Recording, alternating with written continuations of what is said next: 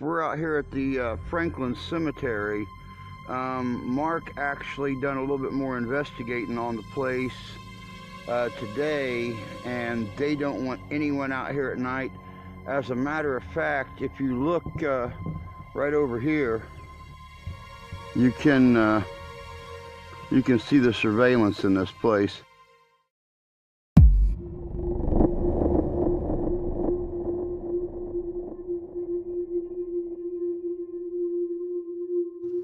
The Franklin Frost Cemetery is steeped in myth and legend, from ghostly children to glowing gravestones.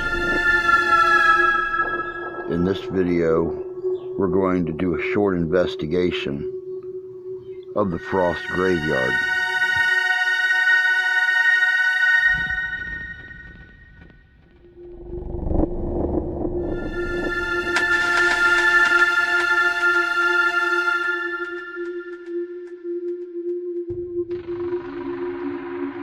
One thing is for certain, we have no idea what we'll find.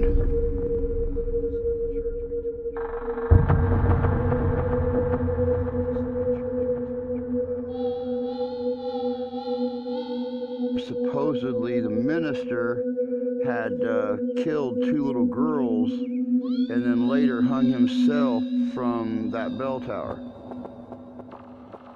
We're going to delve deep into this old cemetery.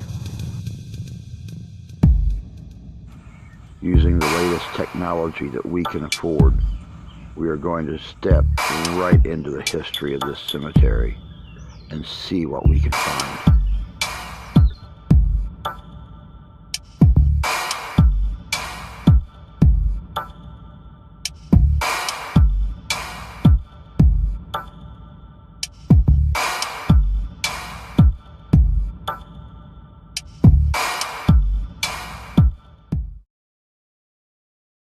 We're out here at the Franklin Cemetery.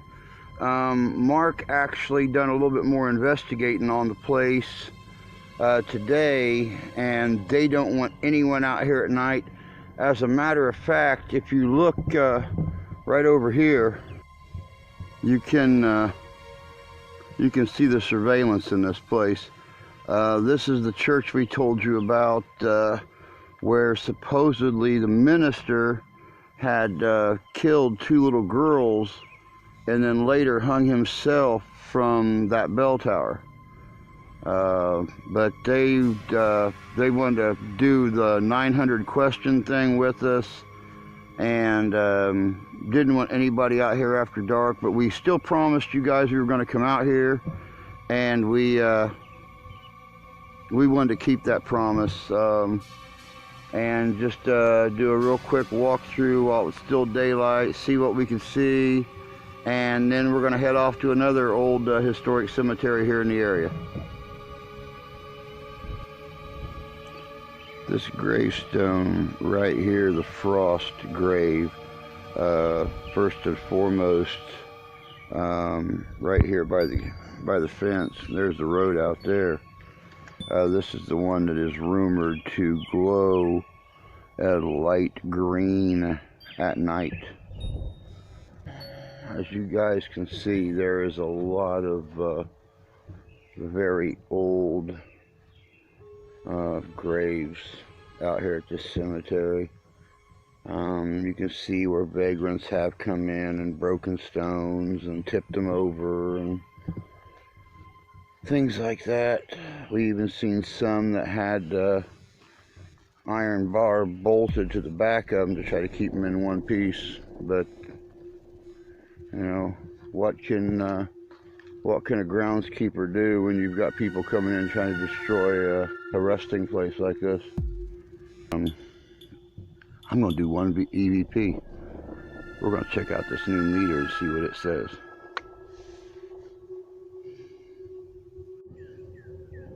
Okay, normally,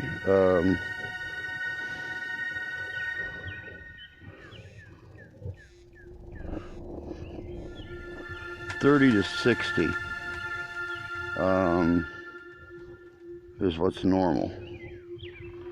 As you can see, we're running low now.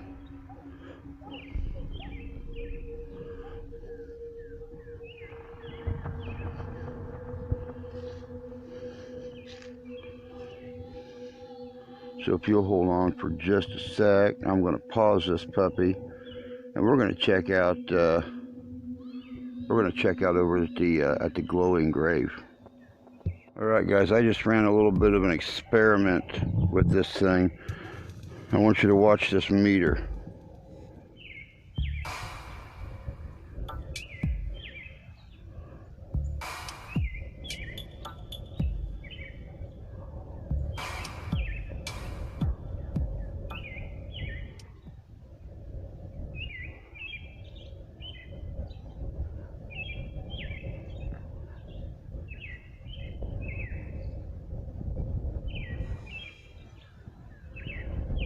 Keep in mind 30 to 60 microjoules is normal.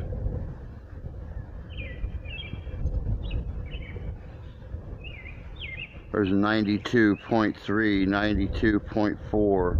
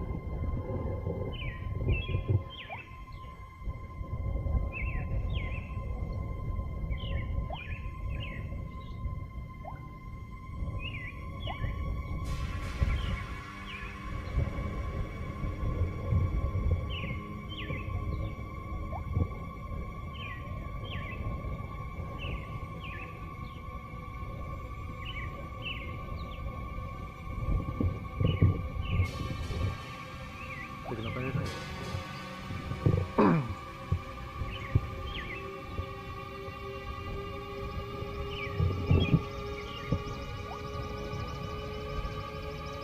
And again.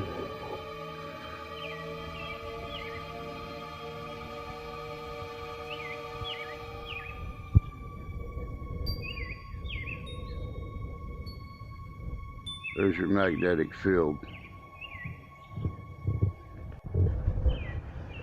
There you have it. Almost 40% above normal.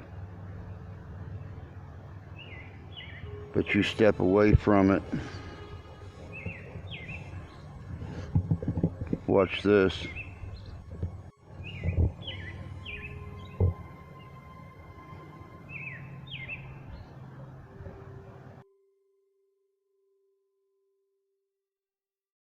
We're out here on Daly Road at the Daly Cemetery.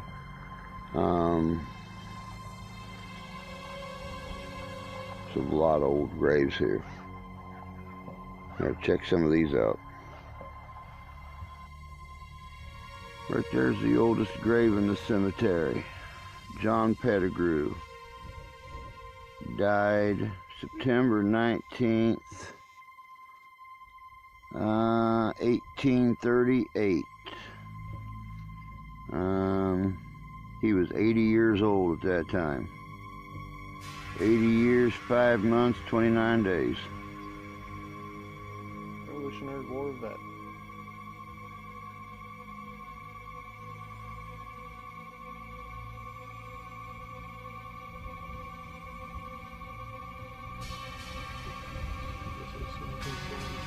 Yep, 1776.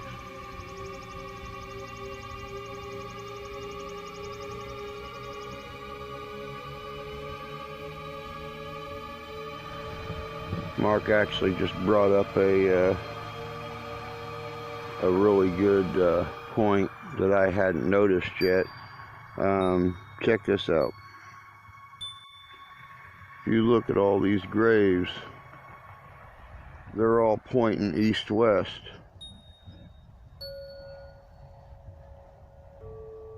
Right there's your eastern sky. Back behind us is the west. There's Mr. Pettigrew pointing towards the north. His feet are to the north, his head is to the south. Standing watch over the whole cemetery. First man here. Pretty interesting to walk around here and see graves that were here before my family even touched foot on this continent. Kind of surreal. Benjamin Haig, born St. Joe County, December 21st, 1847. Died December 30th, 1887.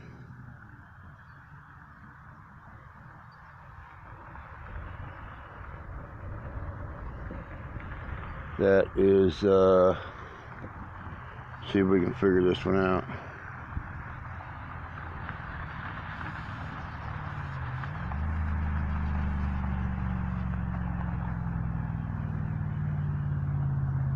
Private Company H, 2nd Regiment, Indiana Volunteers.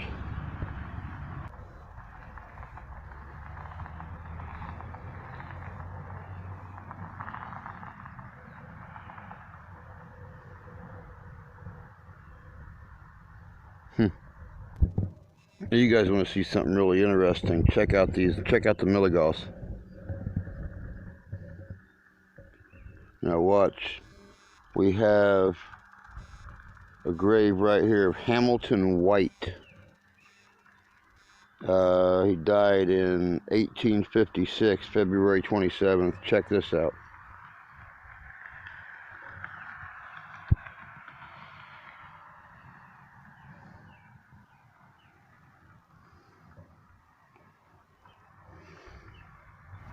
As the Milligauss continued to climb, I noticed a distinct prickling feeling on the hairs on my arms.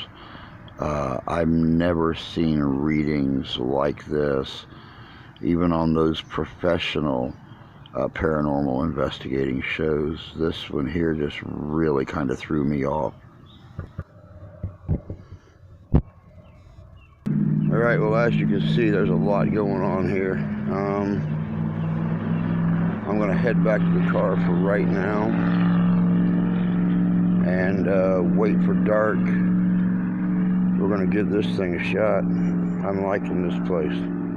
When I was off down here at the other end of the cemetery, Mark was down here at the far west end. Look what he checked out. Look what he found. Regiment, Michigan, sharpshooters. Berdan's sharpshooter right there. The same thing that that little green cappy right there signifies. Company G was Wisconsin. Interesting how he got all the way from Michigan. Did a little research on him on my phone. He was at the Battle of Gettysburg in Wisconsin, where sharpshooters on Emmitsburg Road. So this was a nice find.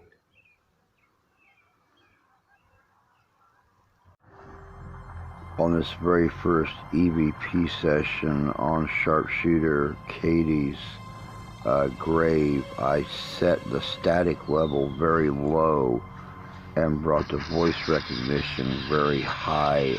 I didn't know what to expect on this, and I was very surprised what came through on this.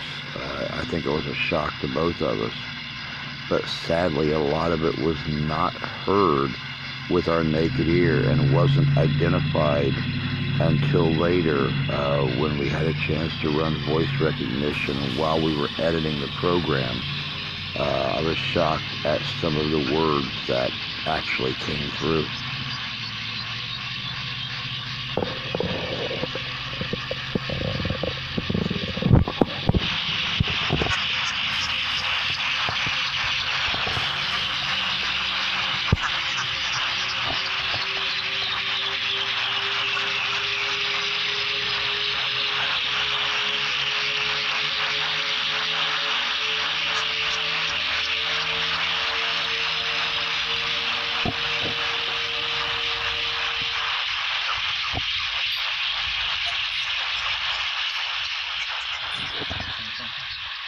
Hope you guys are hearing this as clearly as we are. Yeah, go for it, Mark. Say something. Sharpshooter Katie, this is Sharpshooter Mark from the Company B, 2nd United States Sharpshooters. I'm one of you guys.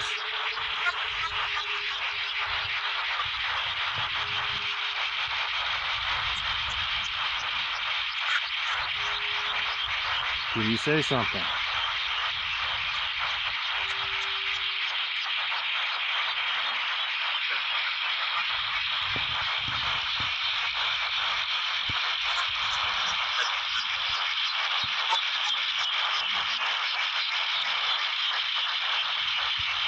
How bad was the fighting in Gettysburg?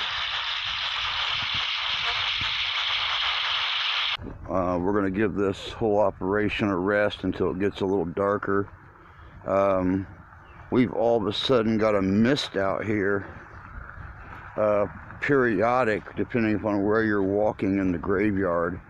It's kind of unusual seeing as how the Doppler is completely clear and there is 0% chance of precipitation. But for some reason, we're getting some mist. We just found another Civil War grave out here. I want you to check out what we're doing here.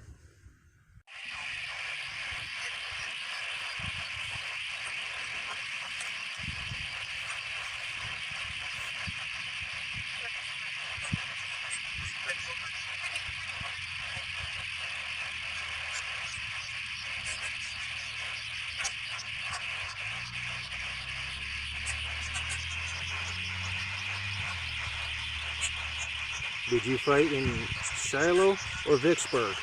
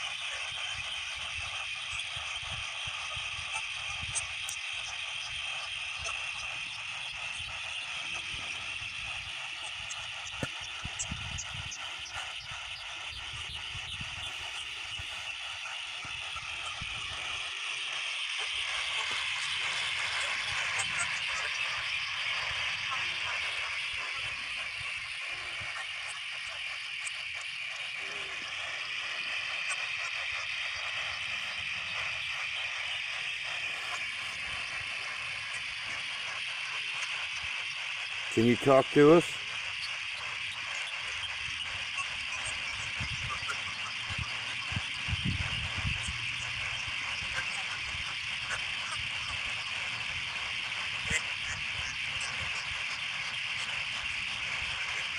Say something.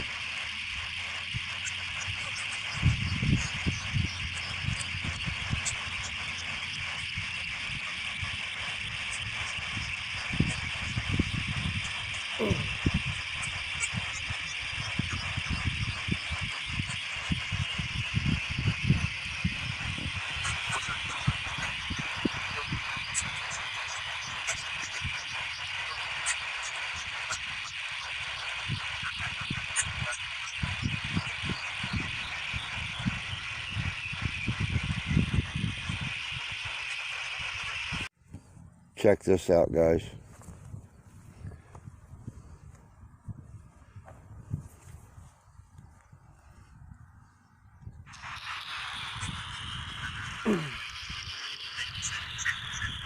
Whoa, did you hear that?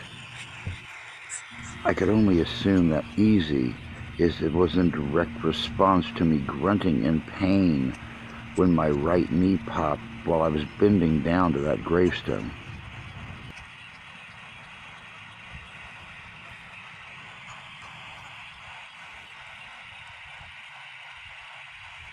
Mr. Pettigrew.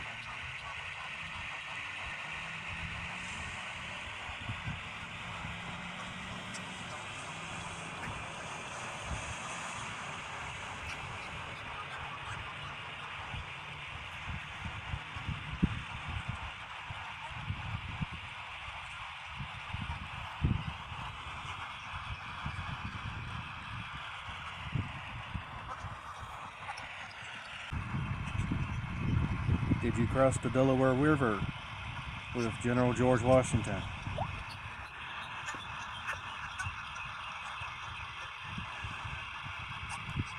It's off the scale. It's clear up at the top of the meter.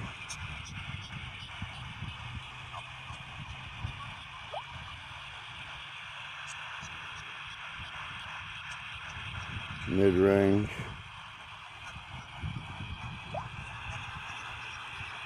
Check this out. 70, 69, 74, 77. We're gonna pick this thing up and put it right here.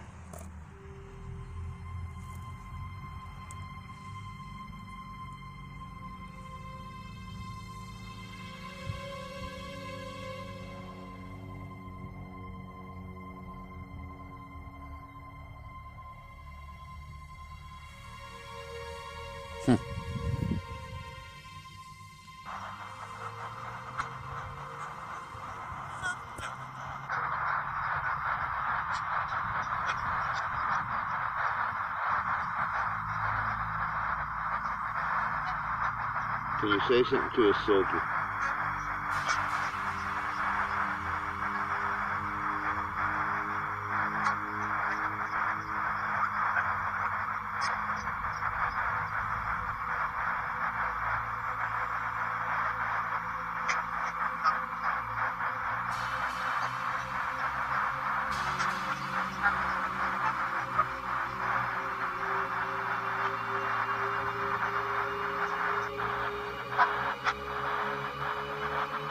Talk to us. Let us know you're still there. Here very soon I'm going to ask a question.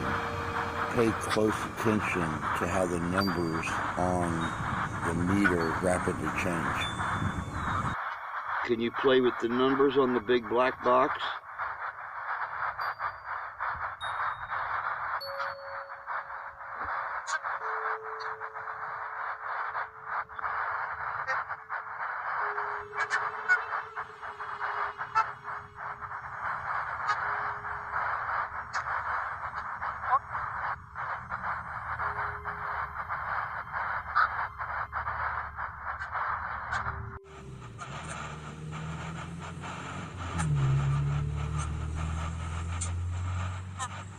Sharpshooter Katie. Again, there's no discernible verbal communication, but I asked the sharpshooter to try to manipulate the numbers on the EVP meter. Can you play with that big black box, make the numbers move?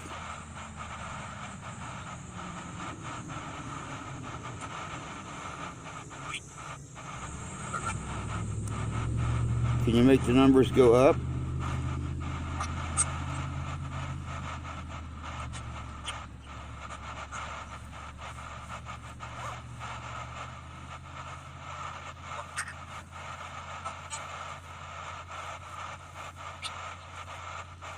Can you make them go down? Can you make them move hardly or any more than they're already moving?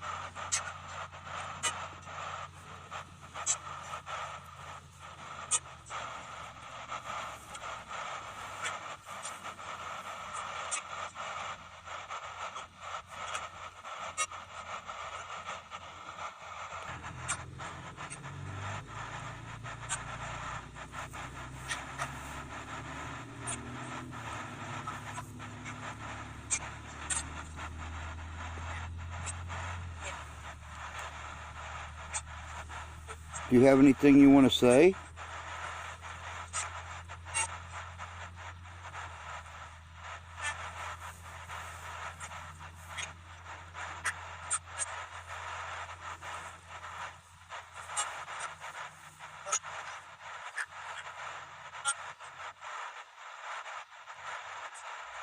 After this interaction, things got rather quiet with Sharpshooter Katie, and we decided to go ahead and start finishing up so we could wrap up for this visit at the Daly Road Cemetery.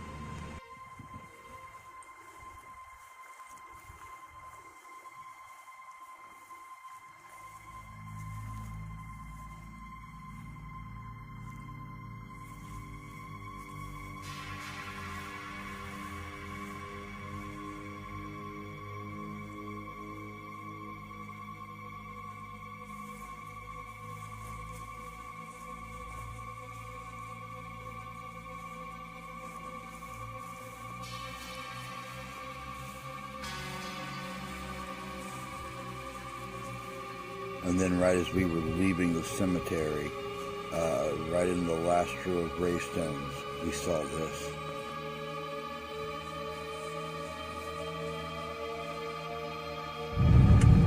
We just left the Daly Road Cemetery. Was quite the fulfilling event for Mark, I know that. What do you have to say? That was a great find, seeing one of my sharpshooter boys. That was the highlight of my night. Going out and investigating the Franklin Cross Cemetery and the Daly Road Cemetery was definitely a highlight of our investigating time in the historical haunted cemeteries here in Michigan. I can't believe the things we picked up. It completely blew my mind when I got into editing and started looking. I can't speak for Mark, but I can't wait for the next adventure.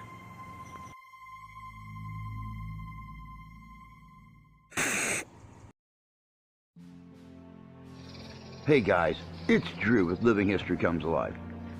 We have a lot of interesting members to our family here on Living History Comes Alive. And one of them that I'd like to pay a little homage to right now is Nick. Nick is an awesome leather worker. He makes wallets, he makes saddlebags, he makes saddles, he makes holsters. So I'm telling you what, if you want some good leather work done, some high quality stuff, you need to get a hold of Nick. I'm going to put his information right here at the end of this little clip so you know how to get a hold of him so you can get the best quality work that money can buy. Thank you guys for checking out the videos. Thank you guys for becoming members of the family. Always look forward to chatting with you. Y'all have a great day. God bless y'all.